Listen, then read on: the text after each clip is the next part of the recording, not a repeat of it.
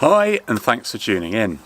In this week's video, I want to show you how to do root pruning of permanently planted trees and shrubs. Now, root pruning, why do we do it in the first place? Well, the main reason is that it's the opportunity to refresh the plant that you're working with, because many permanently planted trees and shrubs, if they spend their entire life in a pot and a container, will eventually deplete the resources, the nutrients that are in that compost, and the roots become very, very congested. So it seems a very, very brutal thing to do, but if you slice off a third or a quarter of the root ball from the base, it allows you to add more compost and it freshens up the root ball and those roots that are growing. So this is the first tree I'm going to be demonstrating on how to root prune, and this is a hawthorn. It's a compact hawthorn by its very nature. Growing it in a pot keeps it even smaller. Its full name is Crataegus lavellii. I particularly like it because it's got very beautiful glossy leaves. It has flowers in the spring. Autumn colour is fabulous, which you can't appreciate now, of course. And also it has the hips on it, which are equally beautiful. But a good, strong, very, very robust plant that doesn't mind growing in a pot either.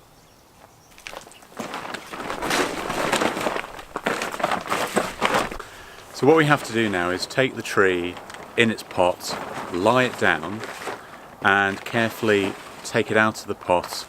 And I'm going to lay it down on a bag of compost, on a sheet of plastic as well, because it can get a bit messy at this stage.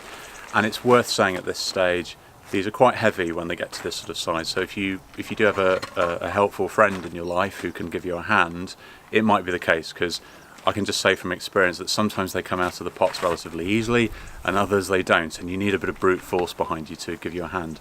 Hopefully in this instance I'm going to be lucky.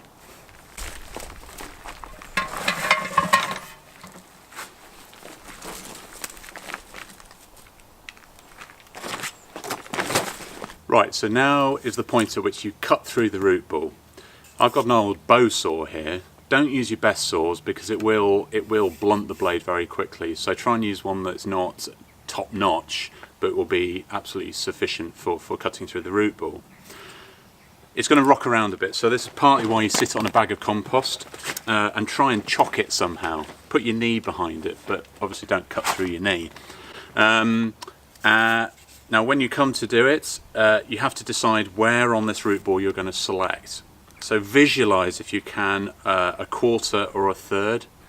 And this stage is a leap of faith, because what you're doing seems completely at odds with what you'd be trying to do with your plants, which is to nurture them.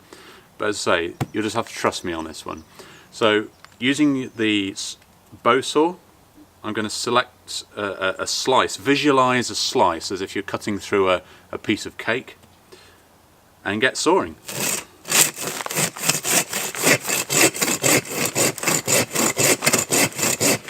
If you can, try and cut a straight line and avoid going off at an angle, which I'm reasonably good at. But for those of you who can't cut a slice of bread straight, it might be difficult for you.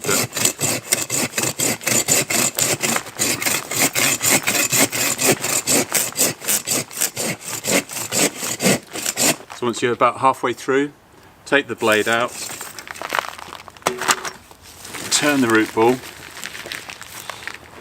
So I'm going off at a bit of an angle already, so try and bring that line back in.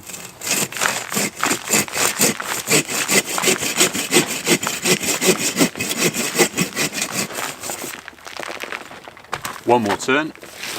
As I say, with really heavy ones, this is where you might need someone just to give you a hand.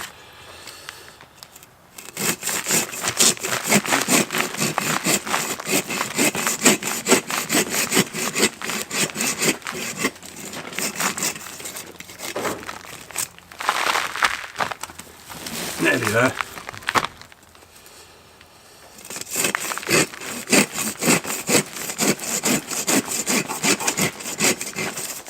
Okay, so hopefully, if it doesn't quite prise apart, this is when you can use a spade.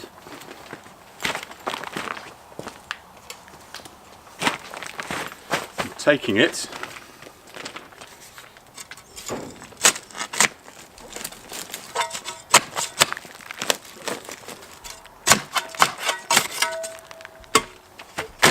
it will just help separate it from the main base. And there you go.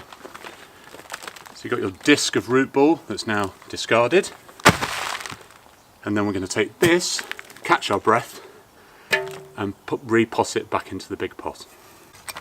So now we're going to put this back in the pot, but before we do that, we're going to put some drainage material around the base of the pot. Take some fresh compost, which is John Innes number 3.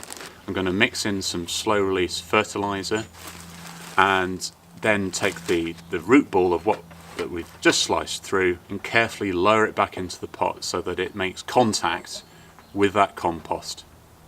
And it's not only large trees that this applies to, you can do it on smaller trees as well, which are growing permanently in pots. And I'm going to do exactly what I've done on the hawthorn with this 7-year-old Acer. And this is a very compact one called Sharp's Pygmy. Beautiful, beautiful tree. When it's in leaf, it's got these miniature Japanese maple leaves, but I'm going to slice through the roots the same way as I've just done, but just simply using a panel saw as opposed to a bow saw. Now this is one of many techniques to keep shrubs and trees looking great in pots. And to make sure you don't miss any future tips on how to keep your plants in top condition, then hit the subscribe button today.